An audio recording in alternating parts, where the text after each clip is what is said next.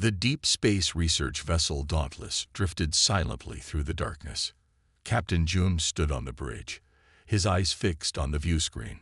The ship had been exploring the edges of known space for 3 months. Everyone was tired. Everyone was ready to go home.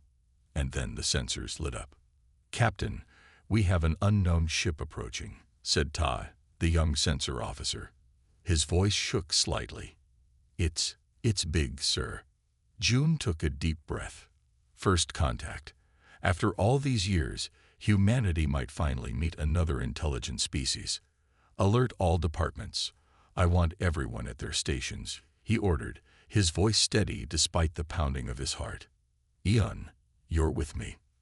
Diplomat Yun Han nodded, her eyes bright with a mixture of fear and excitement. They had trained for this moment, but training was just that, training. Reality was something else entirely. The alien ship was beautiful. It gleamed like a pearl against the blackness of space, its surface smooth and unblemished. 3 times the size of the Dauntless, it moved with an impossible grace. "They're hailing us, sir," Communications Officer Suk said. "Visual and audio." "On screen," Jun ordered. The face that appeared made the bridge crew gasp. The alien was tall and slender with iridescent skin that shifted colors like oil on water. Its eyes were large and completely black, set in a face that was almost human but not quite. "I am called Seeker," the alien said in perfect English. "We are the Nari. We come in peace." Security Chief Dai whispered, "How do they know our language?" "We have been observing your communications for some time," Seeker explained, as if hearing Dai's question. "We find your species fascinating. We wish to establish diplomatic relations." Un stepped forward. "We are honored to meet you. I am Diplomat Yun Han of Earth." "Would you accept visitors?" Seeker asked. "We wish to meet in person." June and Yun exchanged glances. This was happening so fast. "We would be honored," Jun said finally. 3 hours later, the Nari shuttle docked with the Dauntless *. June, Yun, Da, and Dr. Minna, the ship's xenobiologist, waited in the docking bay. The air felt charged with tension. The shuttle door opened, and 3 Nari stepped out. They were even more striking in person, tall and elegant, moving with fluid grace. But what caught everyone's attention were the small creatures that accompanied them. The creatures were about the size of cats, with 6 legs and smooth silver-blue skin. They had no visible eyes, but their heads swiveled constantly as if searching for something. "These are sensors," Seeker explained, gesturing to the creatures. "They are part of our society. They help us understand new environments." Dr. Minna couldn't take her eyes off the small beings. "May I scan them?" she asked. "Of course," Seeker said. "We have nothing to hide." As Minna approached with her scanner, one of the sensors suddenly turned toward her. It made a high-pitched sound and moved closer, its head weaving back and forth. "Is something wrong?" June asked, noticing how the creature's skin darkened. "Not at all," Seeker said smoothly. "The sensor is simply curious. Your kind has strong emotional responses. It is interesting to them." Day noticed another sensor moving toward a nervous-looking junior officer. The young man was sweating, clearly anxious about the alien visitors. The creature seemed drawn to him, making the same high-pitched sound. While Yun began discussing cultural exchange possibilities with Seeker, Dai pulled Minna aside. "Those things," he whispered, "they seem to react when people are nervous." Minna nodded slowly. "I noticed. My preliminary scans show they have highly developed olfactory organs, but no eyes. I think," she hesitated, "I think they might be detecting stress hormones. They seem excited by fear." Day frowned. "Why would advanced aliens need creatures that smell fear?" "I don't know," Minna admitted, "but I intend to find out." Across the room, Seeker was smiling at Yun, but his eyes, those black, depthless eyes, were watching the sensors as they moved among the humans, testing, sampling, learning.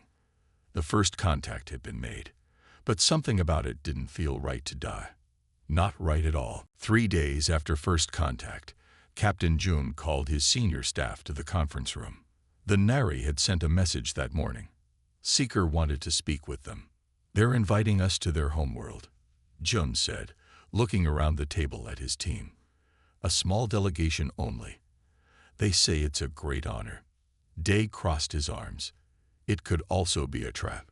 Or the greatest opportunity in human history, Thun countered. Her eyes were bright with excitement. Dr. Minna tapped her tablet.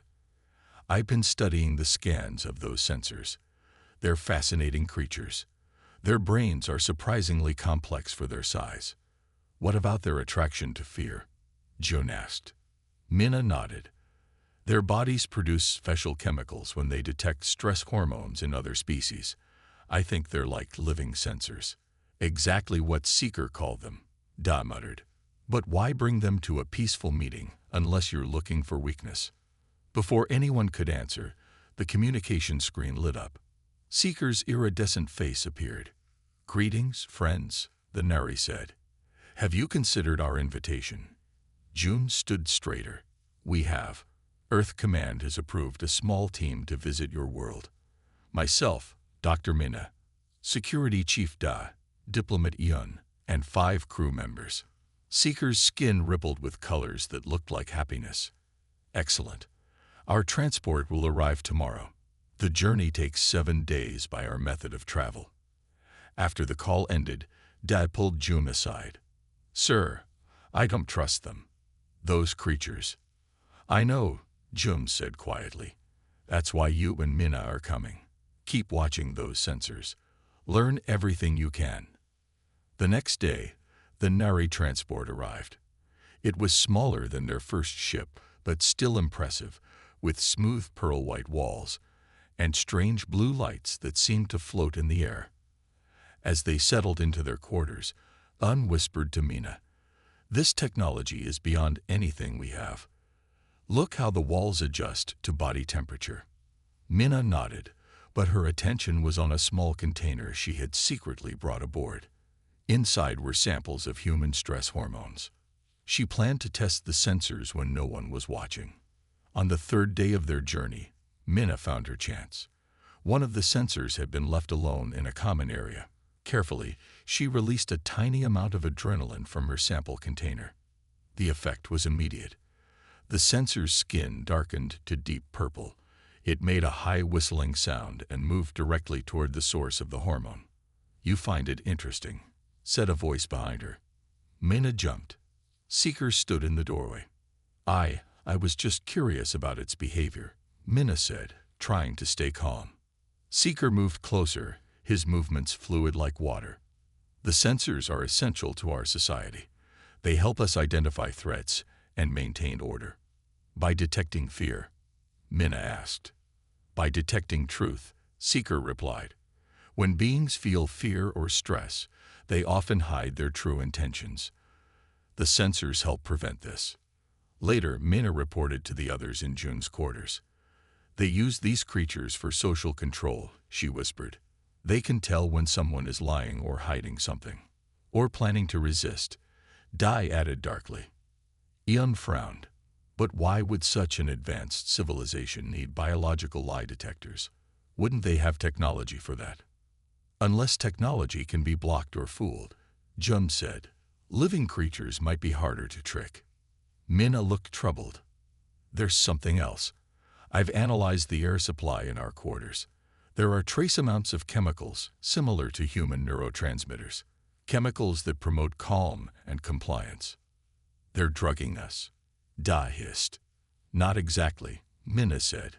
"I think it's just how they normally live. Their entire society might be chemically balanced to prevent strong emotions." June looked out the viewport at the stars streaking by. A society without strong feelings, without fear, or without freedom, Dai added. The ship continued its silent journey toward the Nari homeworld. None of them knew what waited there, but all of them now felt the first stirrings of real fear. And somewhere on the ship, the sensors were taking notice. "This is our main research center," said the Nari guide. leading Captain June and his team through wide hallways. The building was made of the same pearl-white material as their ships. Dr. Minna looked at everything with keen eyes. "What kind of research do you do here?" she asked. "We study life forms from many worlds," the guide answered. "The Nari seek to understand all things."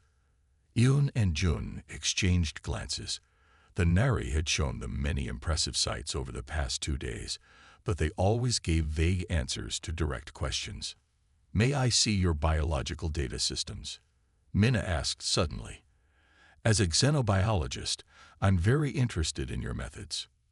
The guide hesitated, then nodded. "For a brief time. Please follow me." They entered a large room filled with glowing screens. Sensors moved between workstations where Nari researchers worked. Dan noticed how the small creatures seemed to watch the researchers closely. "You may explore the public data terminals," the guide said. "I will return shortly."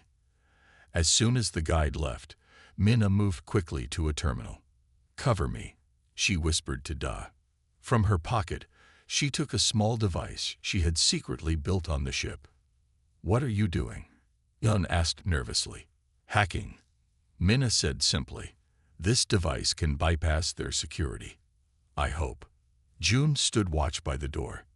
"Be quick." Minna worked fast, her fingers flying over the strange controls. Their language patterns are based on mathematical sequences. Yes. I'm in. For several minutes, she read quickly, her face growing paler. "We need to go," she said suddenly. "Now." Back in their quarters, Minna told them what she had found. "The Nari aren't what they seem," she said, her voice shaking. "They aren't a single species. The true Nari are the elite, the rulers. Everyone else we've seen, the workers, the guards, even some of the scientists, they're from conquered worlds." "What?" Jun couldn't believe it. "The data is clear," Minna continued. "Over centuries, the Nari have conquered dozens of worlds. They change the DNA of the people they conquer. They make them look like Nari. They control them with chemicals in the air and food. And they use the sensors to find anyone who might rebel." Day hit the wall with his fist. "I knew something was wrong. They're an empire, not peaceful explorers." "It's worse," Minna said. "They've studied us since they first detected our signals. They think humans are dangerous because our emotions are too strong and unpredictable. They've already decided to conquer Earth." Dunn gasped. "Are you sure?" Minna nodded grimly. "Their fleet is already preparing. They want to study us more closely first, to find the best way to control us." June stood up. "We need to escape and warn Earth." Before anyone could respond, the door slid open. Seeker stood there, flanked by 2 tall guards. 3 sensors darted into the room, making high-pitched sounds as they sensed the humans' fear. "I'm disappointed," Seeker said calmly. "We offered friendship, and you respond with spying." "You lied to us," Jun said. "We know what you really are." Seeker's skin rippled with dark colors. "We are the future of this galaxy. Order instead of chaos. Peace instead of emotion." "You're slavers," Da spat. "We are saviors," Seeker replied. "Your species is dangerous, unpredictable. You feel too much. Your emotions make you violent." "Our emotions make us human," Yun said. Seeker tilted his head. "Not for much longer. In 6 of your Earth months, your world will join ours. Your children will grow up as Nari. They will never know fear or hate or love. They will know only peace." "Your ships are already on their way, aren't they?" June asked, his voice tight. "Yes, you cannot stop them." Seeker looked almost sad. "I truly wished you could see the gift we offer." June looked at his team. They needed to escape. They needed to warn Earth. But how? Just then, the lights flickered. An alarm sounded in the distance. "Security breach in Sector 7, a voice announced over hidden speakers. The guards looked at Seeker, who nodded. "Take them to secure holding. I will investigate this disturbance. As Seeker turned to leave, June knew this might be their only chance. Now, Captain June shouted as the alarm continued to blare. Dae moved fast. He grabbed the closest guard and knocked him off balance. The other guard reached for a weapon, but Yun was quicker. She threw a small vase from a nearby table, hitting the guard's arm. This way. June pointed to the door. We need to split up. They'll have trouble tracking all of us. Minna looked worried. But how will we find each other again? The shuttle bay, June said firmly. Remember where we arrived. Meet there in 30 minutes. 2 more guards appeared at the end of the hall. Sensors ran ahead of them, making high-pitched noises as they detected the human sphere. I'll hold them off, June said. Dae, get everyone to the shuttle bay. Sir, we can't leave you, Dae protested. That's an order, June said. Earth needs to know what's happening. Go. Dae nodded grimly and led the others down a side corridor. June turned to face the approaching guards, grabbing a metal rod from a wall decoration. He wasn't going to make this easy for them. Dae, Minna, and Yun ran through the twisting hallways of the Nari facility. Yun had memorized the layout during their tour. Left here, she called. Then 2 rights. They turned a corner and nearly ran into 3 sensors. The creatures immediately began to make their alarm sound. They're calling for help, Minna said in panic. Dae looked around for a weapon, but found nothing. Then he saw Minna pull something from her pocket, a small vial of clear liquid. What is that? He asked. Concentrated human adrenaline, Minna answered. From my research samples. She quickly opened the vial and splashed some directly onto the nearest sensor. The effect was immediate and shocking. The creature's skin turned almost black. It began to shake violently, then collapsed to the floor, twitching. What happened? Yun asked in amazement. They're designed to detect small amounts of fear chemicals, Minna explained as they continued running. A direct dose overloaded its system. So they can smell our fear, but can't handle it up close, Dae said with a grim smile. That could be useful. They reached a large open area filled with Nari. Guards were everywhere, and sensors patrolled the floors and walls. We'll never make it through there, Yun whispered. We need a distraction, Dae said, looking at Minna's vial.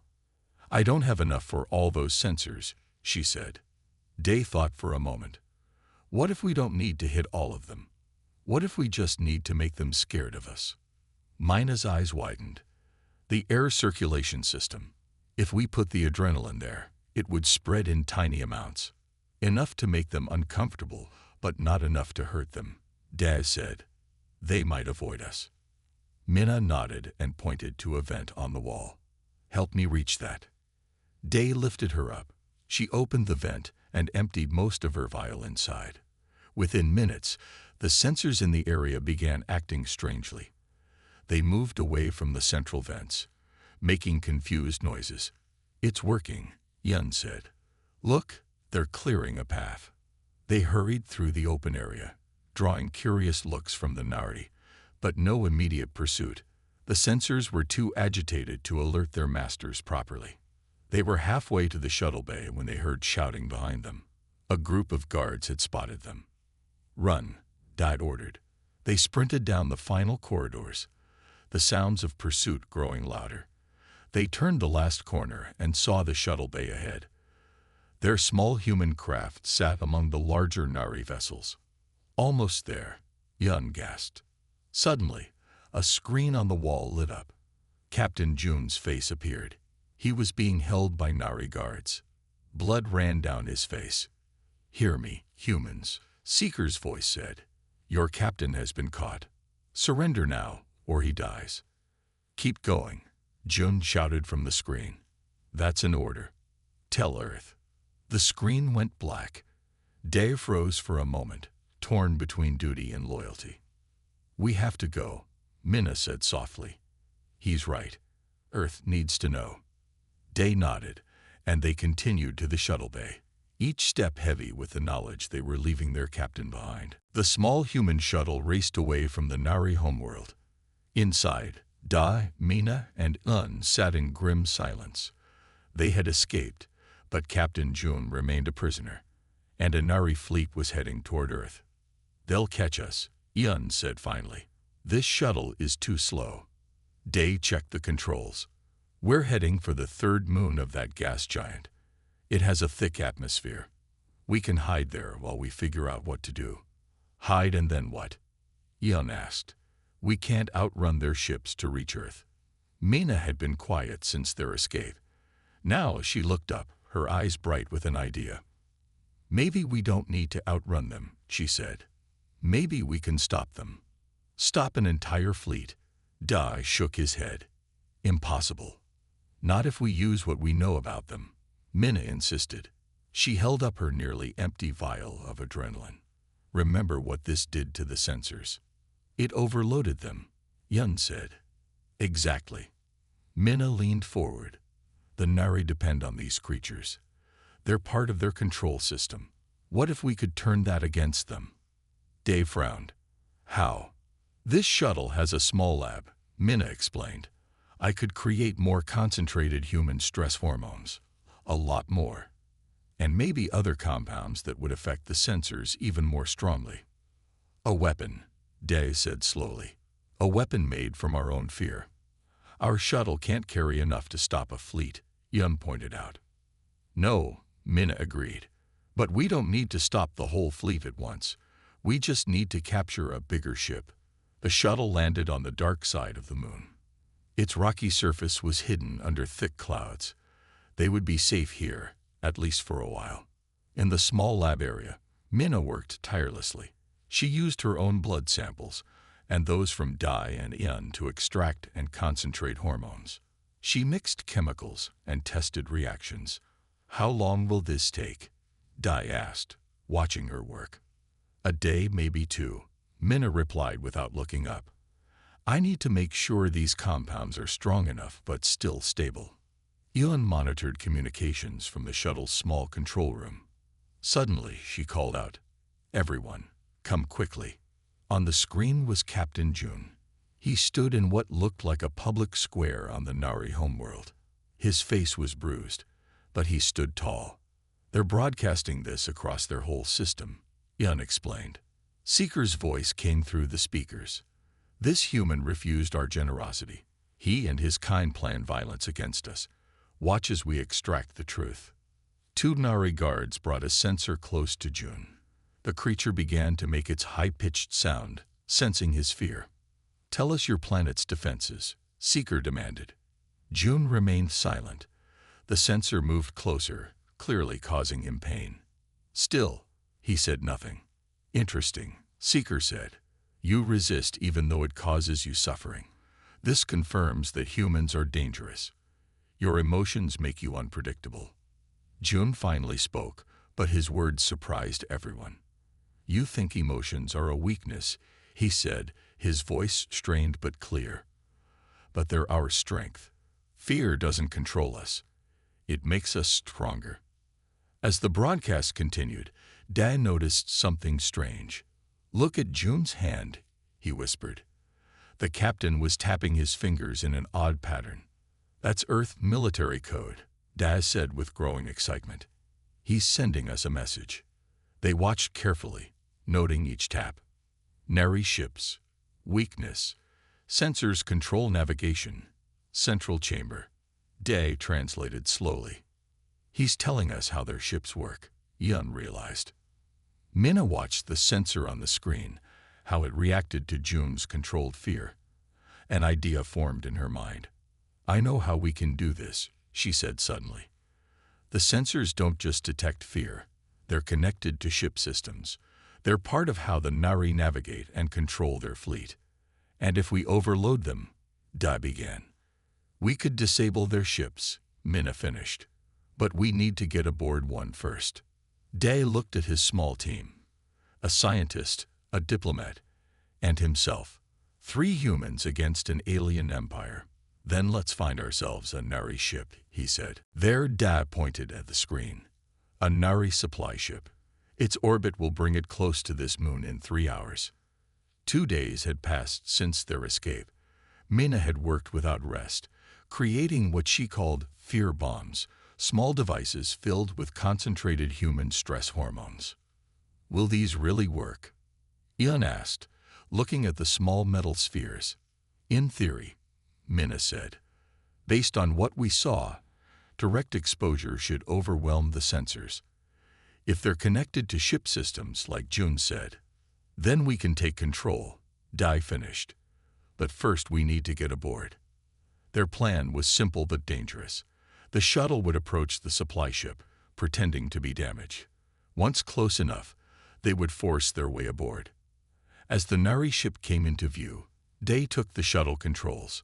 Everyone ready. Mina and Ian nodded, their faces tense but determined. Dai activated the emergency beacon. Nari vessel, this is human shuttle. We have life support failure. Request immediate assistance. For a long moment, there was no response. Then a voice answered, Human shuttle, maintain your course. We will bring you aboard for inspection. It worked, Ian whispered. The hard part comes next, Dai reminded them. The shuttle was pulled into a large docking bay.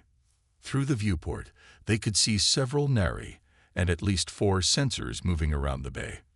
Remember the plan, Dai said quietly. Mina, use the fear bombs. Ian and I will find the navigation chamber. When the shuttle door opened, Dai went out first, hands raised. Thank you for your help, he called to the approaching Nari. Our system failed suddenly.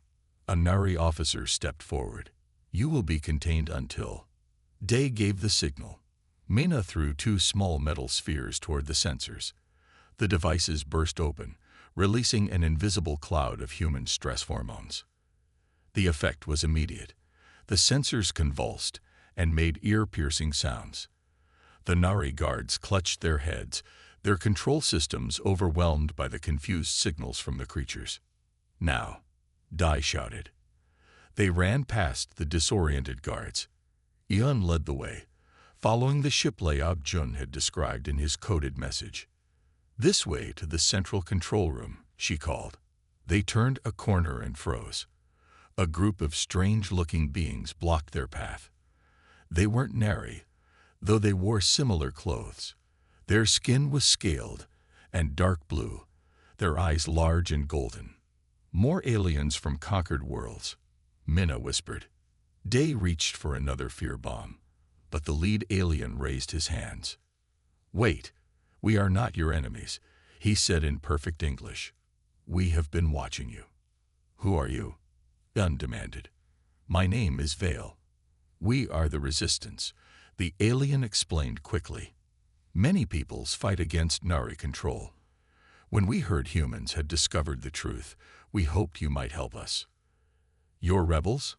Dai asked, lowering his weapon slightly. Vale nodded.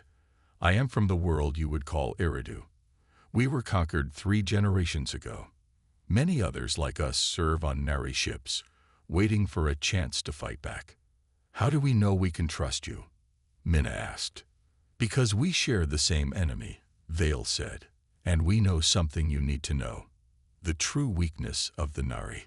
Alarms began to sound throughout the ship. They had little time. Tell us, Dad demanded. The Nari elite are afraid. Vale explained quickly.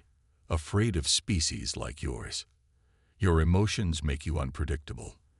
They cannot control what they cannot predict. That's why they need the sensors, Mina realized. Yes, they have no strong emotions of their own anymore. They bred them out long ago.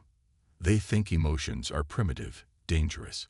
But without emotions, they cannot understand their enemies. Vale looked at the fear bomb in Daz's hand. You have found their weakness. They cannot handle the very thing they use to control others. How many of you are on this ship? Dai asked. Enough to take control, with your help, Vale answered. And there are more like us on every ship in the fleet. Dai looked at Mina and Ian. This changed everything. They weren't just fighting to escape anymore. They could start a rebellion across the entire Nari fleet. "Take us to the navigation chamber," he said to Vale. "We have a plan." The stolen Nari ship sped through space toward Earth. It moved much faster than the human shuttle ever could. Day stood on the bridge, watching the stars streak by. 2 weeks had passed since they had taken over the ship with Vale's help. "How much longer?" he asked. 3 days to reach Earth," Minna answered. She had learned to read the Nari navigation system. "But the main fleet is only 5 days behind us." "Then we have 2 days to prepare Earth's defenses," Yun said. Vale approached them. Many of his people now worked openly throughout the ship. "The communication system is ready. We can send a message to your world now." Day nodded. "Let's warn them." Soon, they were connected to Earth Command. General Park's face appeared on the screen, his expression changing from shock to relief when he recognized them. "Security Chief Da, we thought you were lost," the general said. "Where is Captain June?" "Captured, sir," Day reported grimly. "And Earth is in danger. The Nari are not what they seemed." Quickly, they explained everything. The true nature of the Nari Empire, their plan to conquer Earth, and the weakness they had discovered. "So these sensors can't handle direct exposure to human stress hormones?" General Park asked. "No, sir," Minna explained. "And better yet, we've discovered they're central to Nari ship operations. Overload the sensors, and you disable the ships." "We need to prepare immediately," Day urged. "We'll arrive in 3 days. The Nari fleet follows 2 days after that." General Park looked grim. "We'll be ready." For the next 3 days, they planned. Minna worked with Vale to create more fear bombs, uncoordinated with the resistance members on other ships, spreading word of the plan. Dad prepared tactical information for Earth's defense forces. When they reached Earth, they were met by ships ready for war. General Park had worked fast. "We've been building special weapons based on your data," he told them as they gathered in the command center. "And volunteers have been giving blood and stress hormone samples." "Volunteers?" Minna asked. "Yes. Once people heard what we're facing, thousands stepped forward. We're using their fear to fuel our defense." On screens around the room, they could see Earth's preparations. Ships carried special devices designed to spread synthetic fear compounds. Stations around the planet had new weapons installed. But will it be enough? Yun wondered. The answer came 2 days later when the Nari fleet appeared at the edge of the solar system. Hundreds of ships, far more than Earth could fight with conventional weapons. "All ships, prepare to deploy fear weapons," General Park ordered. The battle began. Earth ships moved to meet the Nari fleet. But instead of firing normal weapons, they released clouds of concentrated human stress hormones into space. On the Nari ships, chaos erupted. The sensors went wild, their systems overloaded by the intense fear compounds. Ship after ship lost control as their navigation systems failed. "It's working," Dai shouted, watching the screens. But the Nari adapted quickly. Their main ships moved back, sending smaller vessels forward. "Second wave, deploy now," General Park ordered. This time, Earth forces launched small pods containing something new. Minna's special creation. "What are those?" Dai asked. "Modified human immune cells," Minna explained. "Programmed to attack sensors directly. They'll spread through the Nari ship's air systems." The pods attached to Nari ships and released their contents. Within minutes, reports came in from Vale's resistance contacts. The sensors were dying. And with them, the Nari control systems. In the command center, a new message appeared. It showed Captain June, alive but injured, standing with resistance fighters on the Nari command ship. "The resistance is taking control of ships throughout the fleet," he reported. "The Nari elite are surrendering." They never expected their own tools to be turned against them. Day looked at Minna and Yun. They had done it. Humanity had faced its first interstellar threat. And won.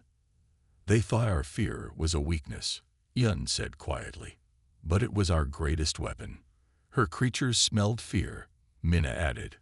"Ours were made of it." 3 months after the battle, Earth hosted a meeting unlike any in human history.